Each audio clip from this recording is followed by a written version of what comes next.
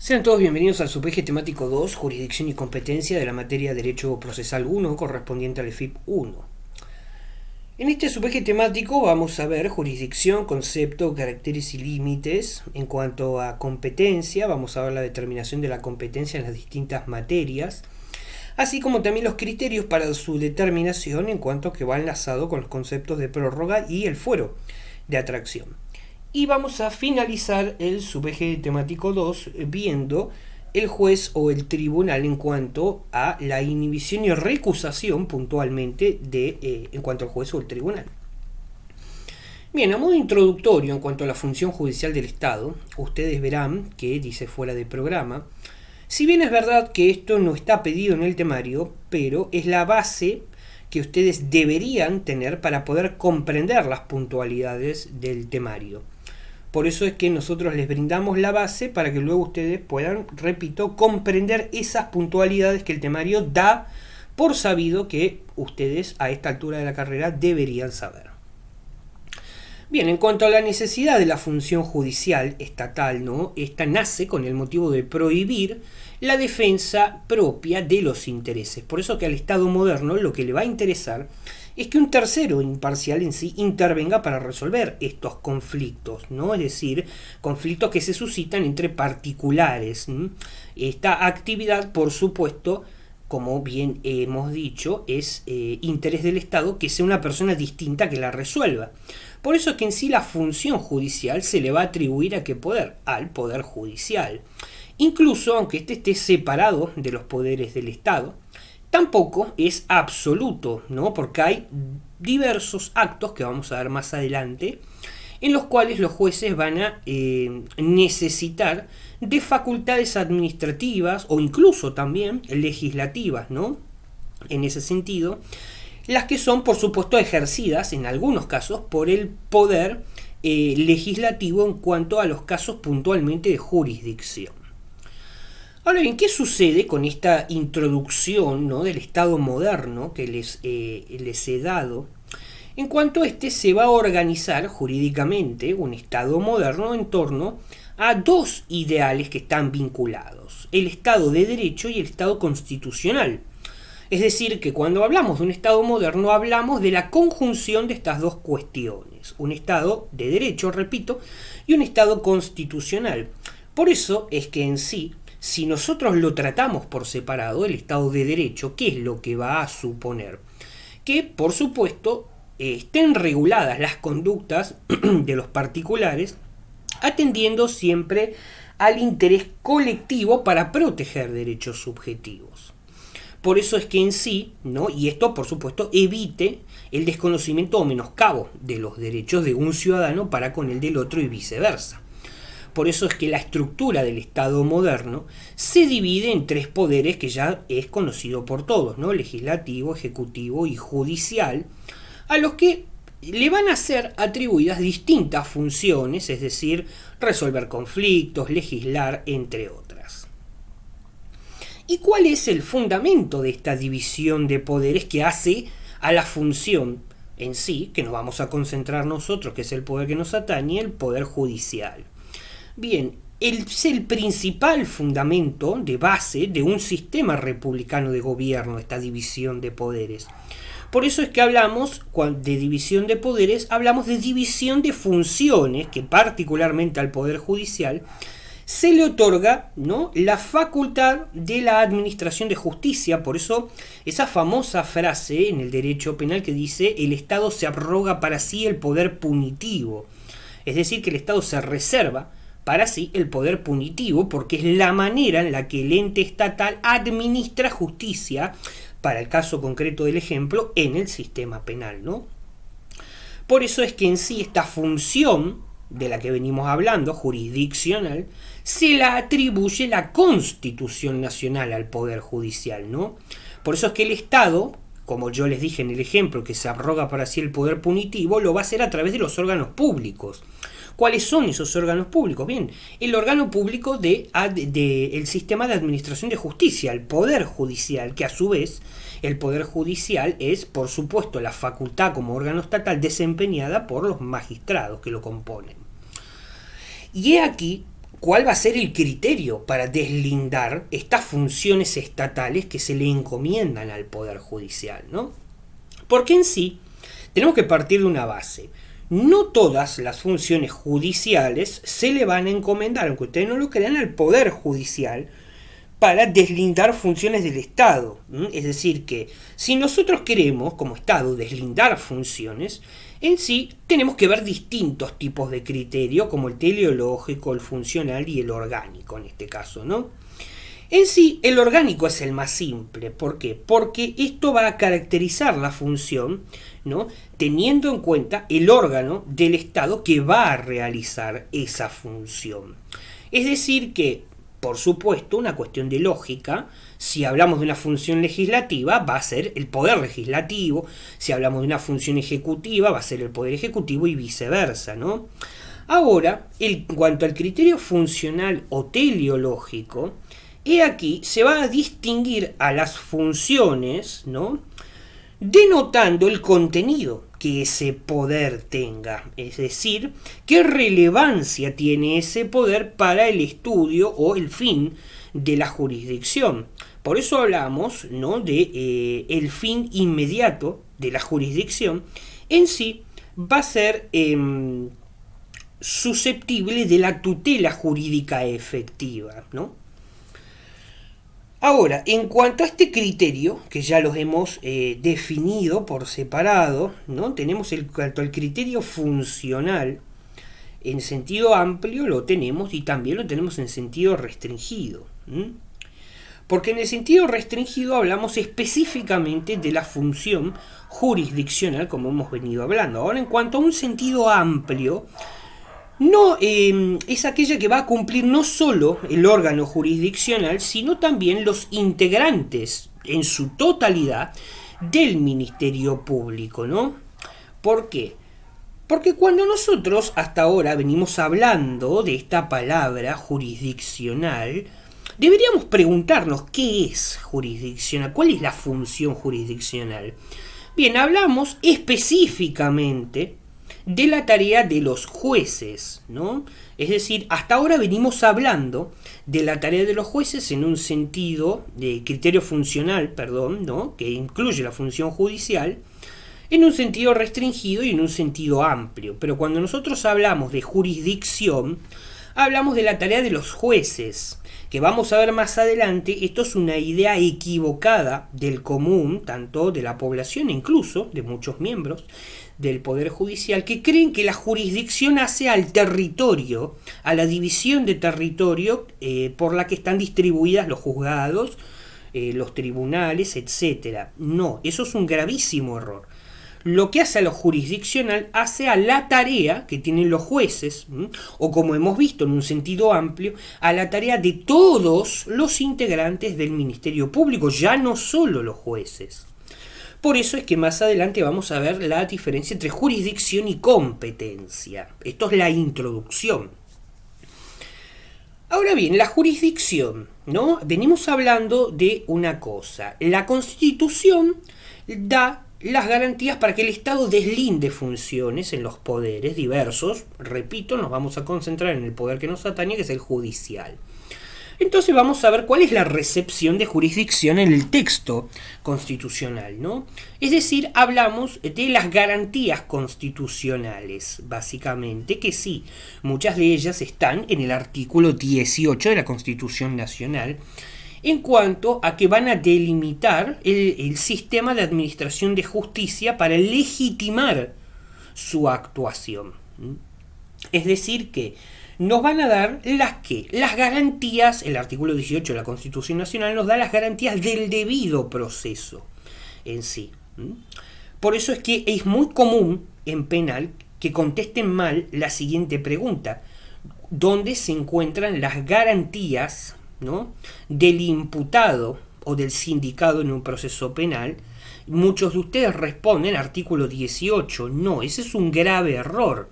En el artículo 18 nos dan las garantías procesales, es decir, del debido proceso que debe, ¿no?, para que el proceso sea legítimo, transitar el sindicado penalmente responsable de un delito.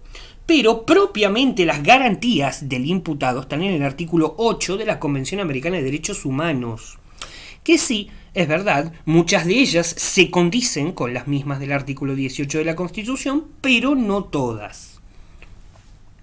Ahora, habiendo hecho esa salvedad, ¿no? Hay reglas que están en la Constitución Nacional que garantizan la jurisdicción, como lo es, por ejemplo, la no injerencia de otros poderes en el Poder Judicial, así como del Poder Judicial en otros poderes, es recíproco, la propia independencia del Poder Judicial, que hace a la primera cuestión, y el derecho a la jurisdicción, es decir, volvemos al slide anterior, a la actividad de los magistrados. Otro tipo de reglas, por ejemplo, del artículo 18, es el derecho al juez natural. También tenemos la inamovilidad de los jueces, que no está en el artículo 18, pero está recetada en la Constitución.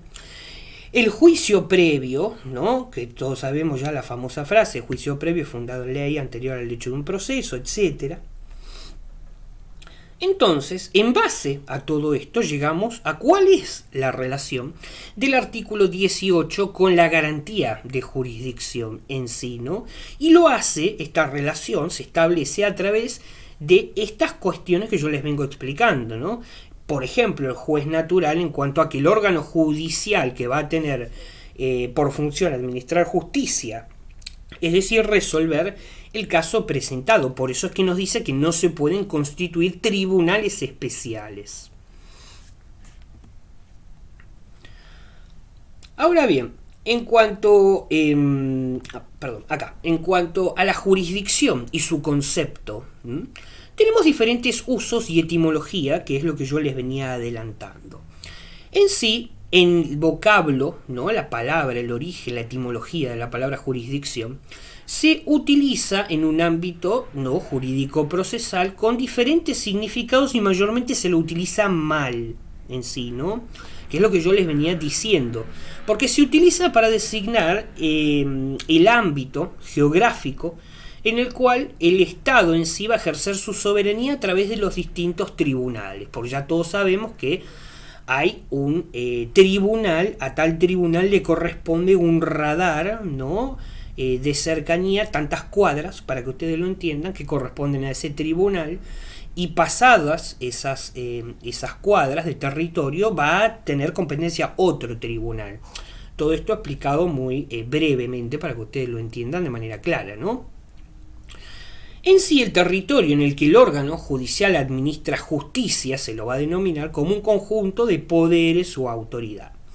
Ahora bien, en sí, la palabra, la etimología de la palabra jurisdicción proviene del jurisdictio en latín, que significa decir derecho.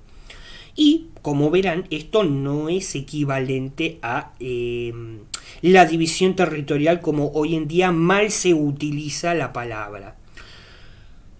Ahora bien, según diversos autores de la bibliografía obligatoria que están compendiados en el manual de Claría Olmedo de Derecho Procesal, uno de estos autores, que es Chiovenda, nos va a dar un concepto en cuanto a que la jurisdicción es una función del Estado.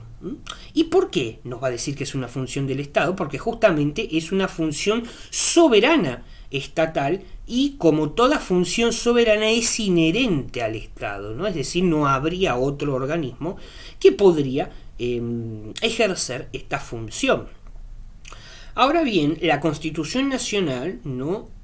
Conceptualiza la jurisdicción como una potestad que la misma le atribuye a un órgano específico estatal, es decir, el Poder Judicial, y que va a estar disciplinada por el derecho procesal en cuanto a la investigación de la verdad, ¿no? Que después veremos más adelante en la materia los conceptos de verdad, verdad objetiva y demás, ¿no? Pero bueno, por ahora investiga la verdad y actúa en concreción con la ley sustantiva. Por otro lado, en cuanto al sentido restringido, hablamos concretamente de un poder o de una facultad que se le van a conferir a determinados órganos para administrar justicia en casos concretos, ¿no? Por eso es que en sí se delimita esta actividad jurisdiccional como el famoso poder-deber del Estado, que por supuesto el Estado se lo transmite al juez, esta facultad, es decir, el poder-deber de fallar, ya sea a favor o en contra, no importa, pero fallar resolviendo un problema, y de aquí viene el que los jueces no se puedan escudar en el silencio u oscuridad de la ley para no hacerlo. Por eso es que hasta ahora, en síntesis de todo lo que venimos hablando, hablamos de que la jurisdicción en cuanto a su concepto, esto es importante que lo sepan para el examen, es un poder deber de ejercicio obligatorio, ya que es esta la definición que van a tener que dar, que va a estar ejercido por el Estado a través de órganos específicos para resolver cuestiones litigiosas que le son presentadas. Ahora bien, dentro de este concepto de jurisdicción nosotros tenemos una cuestión que se llama sujeción impuesta. Esto es lo que yo les venía diciendo de los jueces, ¿no? Es un poder deber de ejercicio obligatorio para el magistrado, y se llama sujeción impuesta, ya que no pueden dejar de resolver los jueces, basados en el silencio y la oscuridad de la ley, como recién les dije. Por otro lado, la jurisdicción, recordemos que cuando hablamos de jurisdicción hablamos de la actividad de los magistrados, es de ejercicio obligatorio. ¿Por qué? Porque como venimos viendo, al ser una sujeción impuesta, es decir, un poder deber, en sí, una vez que se presenta un supuesto problemático ante el juez, ¿no? El Estado, a través del Poder Judicial, cuya función la desempeña un magistrado, tiene que actuar de forma imperativa para poder resolverlo. ¿Por qué? Porque es un ejercicio obligatorio en sí. Por eso cuando nosotros hablamos de cuál es la finalidad, ¿no?, de la función jurisdiccional, justamente es proteger el orden jurídico preestablecido en sí, ¿no? Por eso que la jurisdicción, además de construir diversas facultades, como venimos viendo, ¿no?, es un servicio público. ¿Por qué? He aquí la famosa frase del servicio público de administración de justicia. ¿Y por qué es un servicio público? Porque es una función pública la actividad del juez. Sucede que a pesar de ser una actividad de carácter público, esta, como verán, me refiero a la actividad de jurisdicción del juez, está reglada por normas imperativas. Por eso hablamos de un poder deber y de ejercicio obligatorio. Ahora bien, aclarado esto, por otro lado tenemos la realización indirecta, ¿no?, y coactiva del derecho. Es decir, que en cuanto a lo coactivo, la regla general, ¿no?, desplazada de los particulares al Estado, esto va a implicar una realización indirecta del derecho que se efectúa a través del proceso. Por eso es que el derecho procesal en sí hablamos de una función jurisdiccional a modo de instrumentos para realizar indirecta y coactivamente el derecho sustancial en este caso. Por eso nosotros hablamos en sí de qué cosa, de la realización indirecta o directa o coactiva en sí del derecho, es decir, la necesidad de que intervenga un tribunal o no. ¿Por qué? Ustedes se preguntarán cómo se resuelve cuando no interviene un tribunal. Muy bien, vamos a suponer un ejemplo, ¿no? En la capital federal, por ejemplo, en el fuero laboral, nosotros tenemos una instancia obligatoria, que es la instancia de mediación, más comúnmente llamado SECLO, que esta etapa evitaría, de ser posible, por supuesto, el no entablar un juicio. Por eso aquí hablamos la diferencia entre la necesidad de intervención o no, si se puede solucionar antes para no llegar a la etapa de juicio. Por eso hablamos de la realización directa e indirecta del derecho. Ahora bien, en cuanto a lo que hace a la sentencia, hablamos de un acto jurisdiccional. En sí, por ahora lo vamos a definir de forma amplia, ¿no? Pero más adelante vamos a agregarle algunas cosas. Por eso en sí yo al principio hablo de que la sentencia es el modo normal de conclusión del proceso. Y ustedes se preguntarán, ¿por qué normal? ¿Por qué hay anormales? Sí, los hay. Como por ejemplo la mediación, el arbitraje, la negociación, que de hecho es una materia de la facultad, arbitraje, mediación y negociación. Esas son formas anormales de concluir el proceso, justamente por el ejemplo que yo les ponía antes del fuero laboral. No se llega a la intervención de un tribunal. Eso se los aclaro porque ustedes lo van a ver más adelante de esta manera para que sepan la diferencia. Por eso en sí, a priori, como un primer pantallazo, vamos a hablar de que es un acto jurisdiccional por excelencia que va a poner fin a un proceso. Hasta acá es simple. Pero esta función jurisdiccional de la sentencia, ¿para qué sirve la sentencia? Es decir, poner fin a un proceso, no es tan simple, porque en sí va más amplio y justamente no hace solamente a la etapa del dictado de la sentencia, sino que en realidad esta función se ejerce desde el inicio hasta la finalización del proceso, pasando por diferentes instancias, ya sea un auto interlocutorio, un decreto, un proveído, ¿no? Son todas medidas que podrían llegar a tomarse a lo largo de la causa, justamente ¿para qué? Para poner solución a un problema momentáneo y que la causa pueda seguir avanzando para luego culminar con el dictado de la sentencia, repito, modo normal de conclusión del proceso en sí, ¿no? Por eso es que en base a lo que vengo hablando, en sí el poder de jurisdicción no se va a agotar con la sentencia, ¿no? Y también puede haber actividad posterior que garantice el cumplimiento del condenado, es decir, la ejecución de la sentencia. ¿Por qué? Esto yo lo explico en derecho penal, pero les voy a hacer la explicación aquí para que ustedes puedan comprenderlo. Normalmente, en un juicio, en el ámbito civil, más allá de que cuando se dicta una sentencia, al menos de primera instancia, ¿no?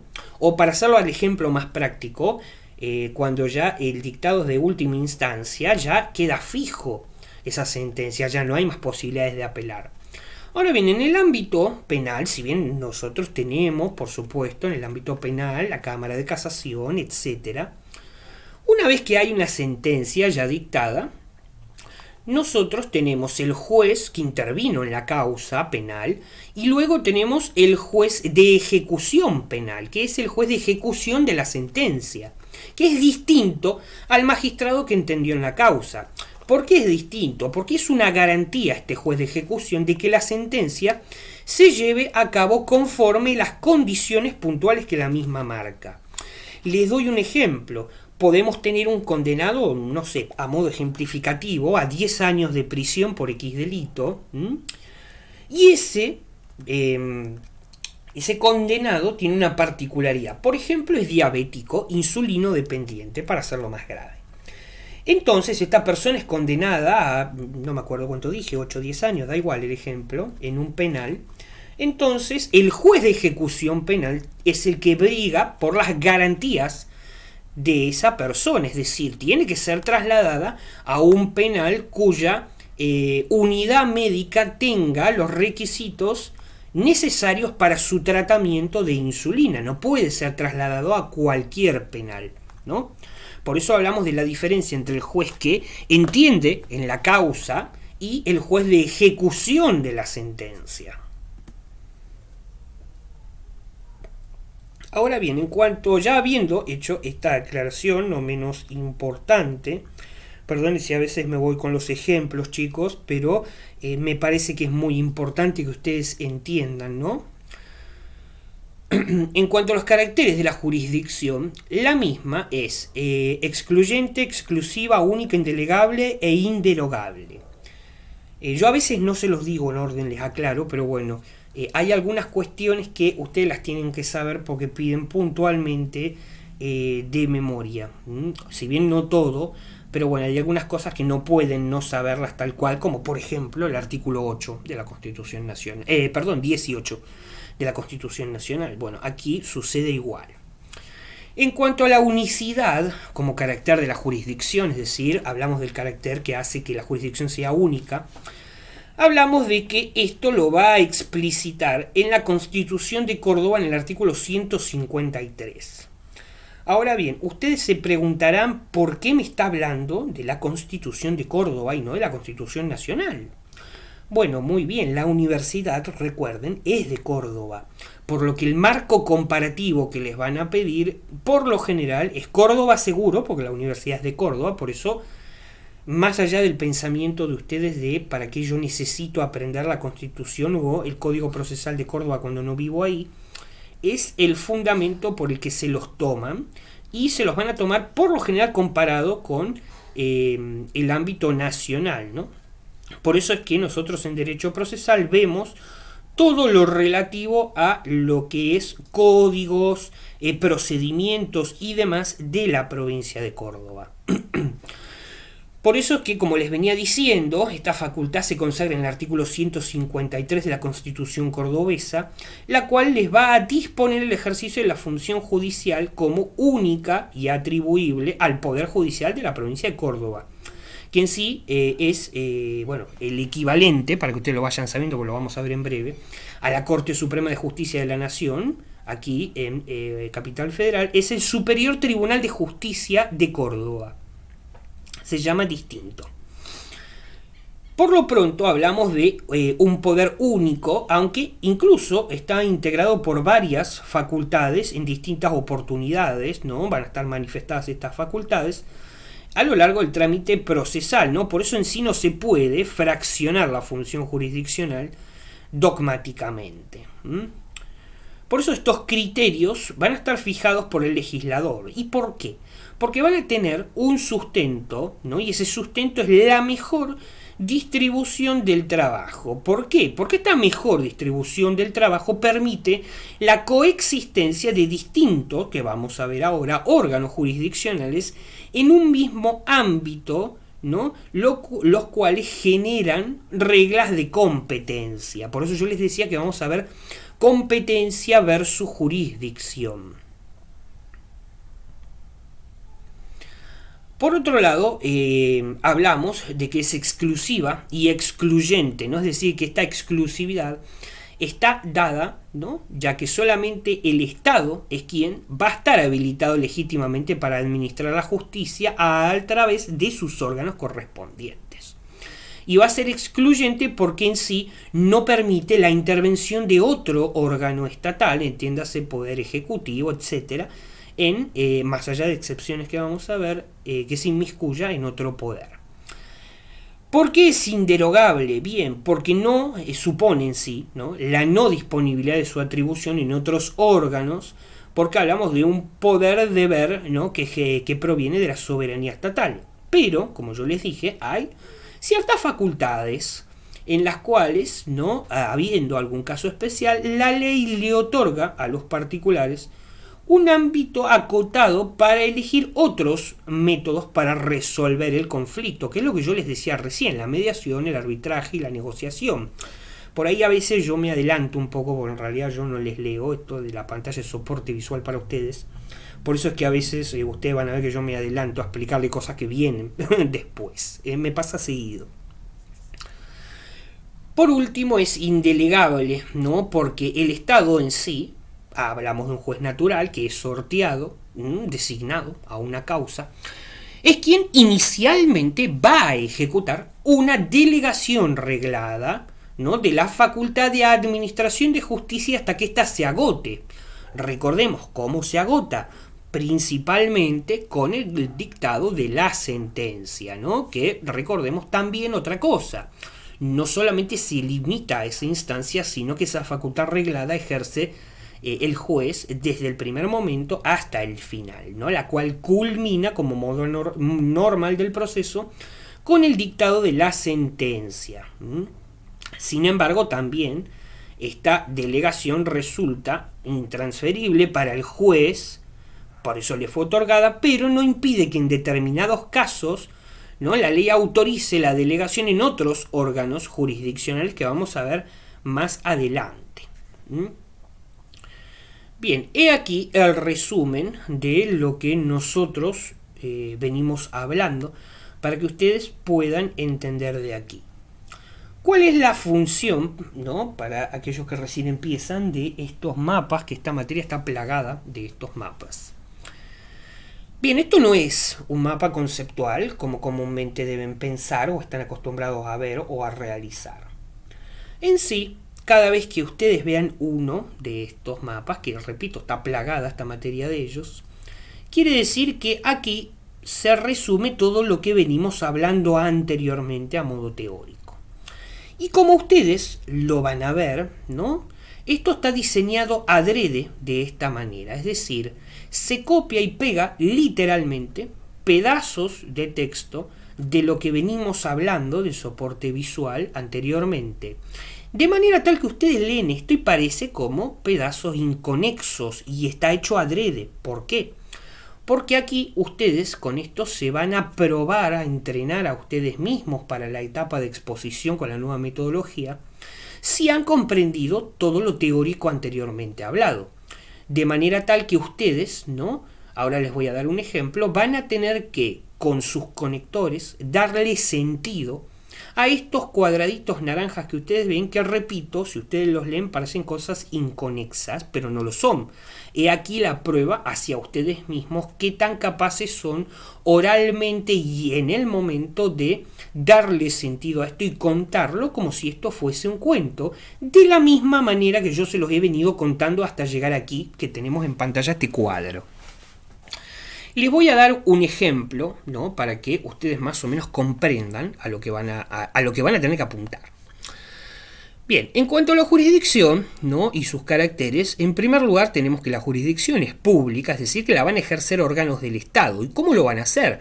Instruyendo un proceso mediante requerimientos, es decir, que estos requerimientos, ¿qué son? Son la potestad que va a derivar de la soberanía estatal, mediante la cual el Estado va a delegar en organismos, ¿no?, investidos a tales efectos, la función pública de administrar justicia. Recordemos que hablamos de un servicio público de administración de justicia. ¿Y por qué es público? Porque justamente persigue fines públicos, y estos son la pacificación social, ¿no?, la resolución de conflictos. Por otro lado, otro de los caracteres de la jurisdicción es la unicidad. ¿Por qué decimos que la jurisdicción es única? Porque la misma está consagrada en la Constitución de la provincia de Córdoba en su artículo 153. El mismo nos va a hablar sobre el ejercicio de la función judicial que le va a corresponder exclusivamente al Poder Judicial. ¿Y esto qué quiere decir? Que en sí no es posible el fraccionamiento, hablando a nivel dogmático, de la función jurisdiccional. Por lo que llegamos a la conclusión que en cuestiones prácticas se distribuye en razón de materia, territorio, etc. Yo aquí les dejo un breve ejemplo, ¿no?, para que ustedes más o menos entiendan, ¿no?, cómo es que ustedes deben utilizar estos esquemas de estudio. Bueno, no son mapas conceptuales. Si yo ahora volviese a repetir lo mismo con estas dos columnas, me saldría totalmente distinto, y una tercera vez me saldría totalmente distinto. ¿Qué les quiero decir con esto? Ustedes no tienen que imitar la forma que me están escuchando a mí.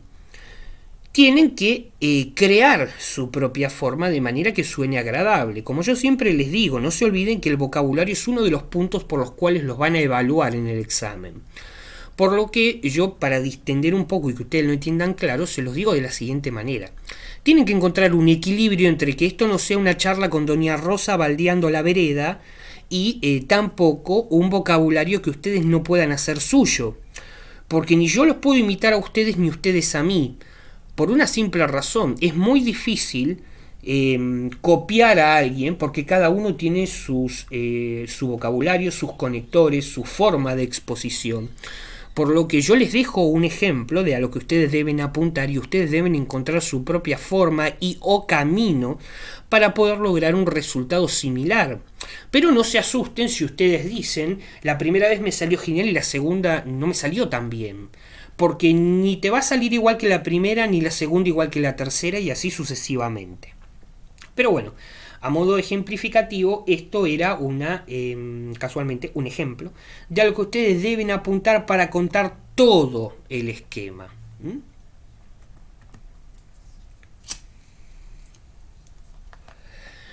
Ahora bien, nosotros tenemos jurisdicción en cuanto a elementos clásicos y elementos modernos. Esto es la base en cuanto a la atribución de la posición clásica.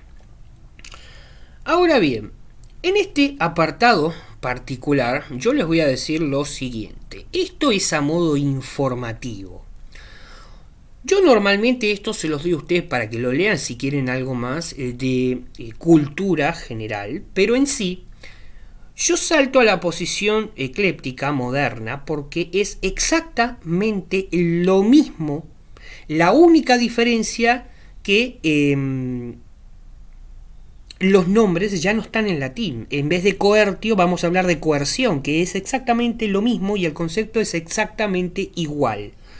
Solo que aquí hablamos de una posición clásica que es a nivel de cultura, porque ya no se usa. Por eso es que yo esto normalmente a ustedes se los doy para que lo lean, pero no lo doy en clase y paso directamente a lo que sí les va a servir, que es la posición moderna. Aquí tenemos el mismo ejemplo de cuadro, se utiliza de la misma manera en este caso. Por eso vamos a la posición actual, ¿no? Tenemos que, a pesar de que venimos hablando el carácter de unicidad que hace único a la jurisdicción, en lo que hace al trámite procesal se puede diversificar con muchísimas manifestaciones. Por eso es que tenemos, en cuanto al poder de decisión, ¿no?, es examinado desde dos puntos de vista: el formal y el material, o extrínseco e intrínseco, de acuerdo al autor que ustedes lean, es exactamente lo mismo. En cuanto al poder de decisión formal, ¿no?, hablamos que se va a expresar el órgano jurisdiccional en cuanto a la facultad de juzgamiento, ¿no?, es decir, la exteriorización de la jurisdictio, el decir derecho, que habíamos hablado al principio del eje, ¿no? Y esto lo va a hacer a través de los diferentes pronunciamientos, como hemos visto también, sentencias, autos interlocutorios, decretos, etcétera. De esta manera, ustedes van viendo cómo se va entrelazando el contenido y vamos avanzando de una manera en la que ustedes pueden comprobar aquí que desde que empezó esta clase hasta ahora mantenemos un hilo conceptual en el cual se va avanzando utilizando lo anteriormente dado. Aquí no se debe, y repito, ni aquí ni en ninguna materia, se debe estudiar de memoria, prácticamente es imposible. De hecho, una de las cuestiones que a mí siempre me han elogiado es la capacidad de memoria que tengo, y yo no les recomiendo. ¿Por qué? Porque salvo que den clase todos los días y lo repitan 350 veces por día, si se les cae una palabra, se les cae un concepto, todo y lo que viene luego. Ahora, si ustedes lo entienden y son capaces, por supuesto que esto no se logra de un día para otro, no les voy a mentir, de entrelazar el contenido, de esta manera ustedes van a poder llegar al entendimiento acabado de la cuestión y van a poder hacer un entrecruzamiento de conceptos, y vamos a ver a lo largo del curso esta facultad de poder pasar de una materia a la otra, que a veces parece que no tiene absolutamente nada que ver y en realidad sí se puede hacer este salto.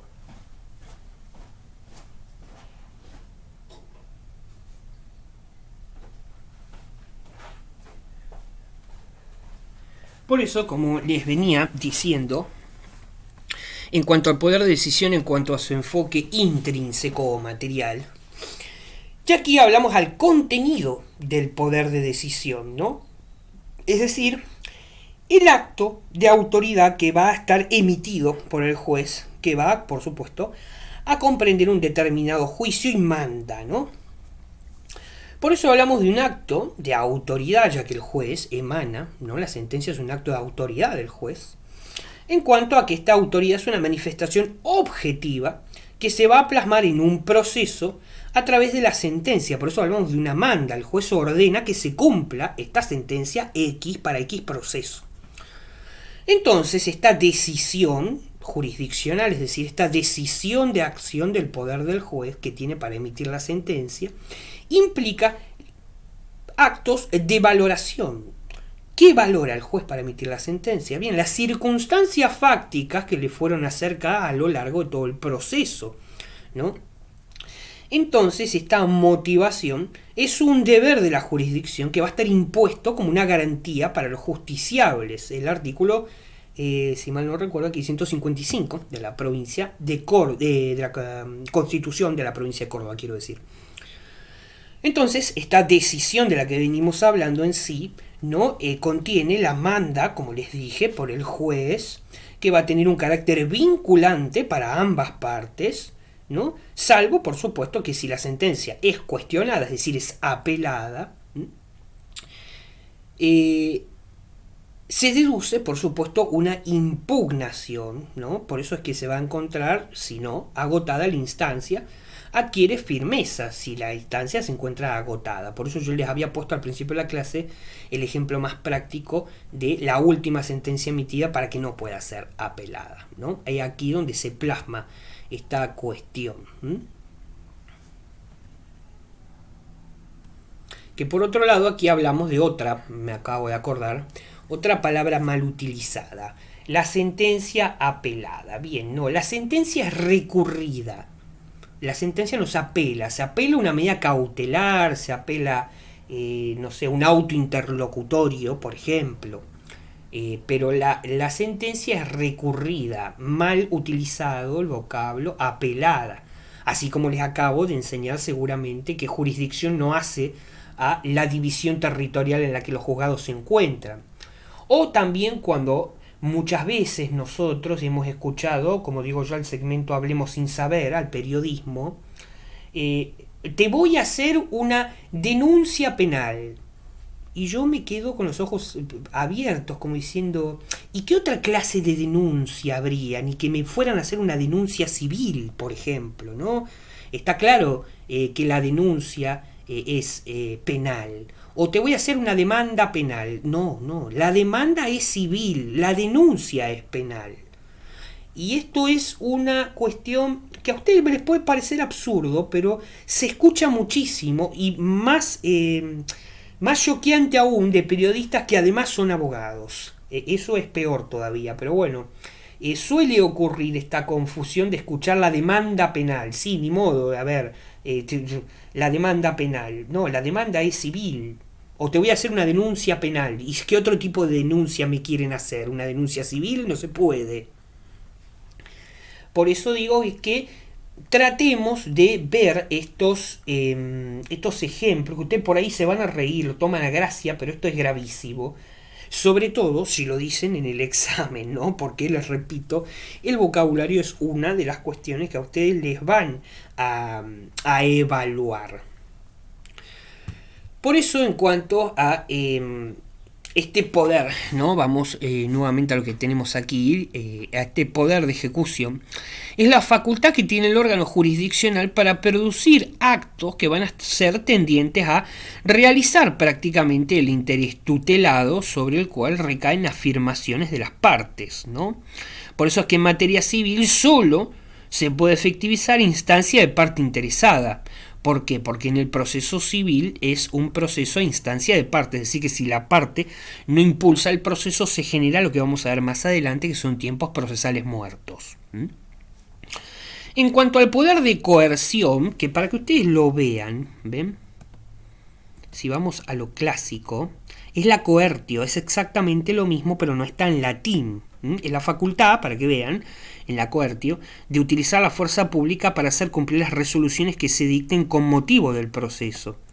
Y si nosotros nos vamos a la posición actual, el poder de coerción es la facultad contenida por la ley para habilitar al juzgador a imponer las sanciones a los sujetos que con su conducta obstaculicen la tarea de administración del servicio público de justicia. Es decir, la facultad que se le concede al magistrado para utilizar la autoridad. Básicamente, como verán, es exactamente lo mismo. En sí también va a comprender otro tipo de cuestiones que es, acá se lo dije, el empleo de la fuerza pública, por eso es que comprende facultades propias de la coertio y la executio, es decir, la coerción y la ejecución, la instrumentación que vemos a continuación, ¿no? Es decir, son la facultad de documentación del tribunal, por ejemplo, o el poder de documentación, que es el carácter de instrumento público, darle el carácter de instrumento público a las actuaciones que se realicen con intervención del tribunal, ¿no? Es decir, por ejemplo, conservar documentos y a su vez también el deber de custodia. Está esta famosa frase: se conservan los autos en secretaría. He aquí que viene por eso. Bueno, aquí les dejo nuevamente el mapa, ¿no?, a modo de llamarlo de alguna manera, el esquema de estudio, para que ustedes puedan medirse, si se quiere, a ustedes mismos si han o no han entendido lo anteriormente hablado. Ahora bien, vamos a dejar la clase de aquí por hoy y la próxima clase la vamos a retomar con jurisdicción y en cuanto a sus límites. Cualquier cosa, ustedes saben, estoy a su disposición para consultas. En ese sentido, anótenlas por favor para que no se les olviden, porque a veces uno dice, bueno, luego lo anoto, se olvidan y puede ser un concepto muy importante. Así que tomen nota de sus consultas y encantado de responderlas. Nos vemos la próxima clase. Repito, vamos a empezar con jurisdicción en cuanto a los límites.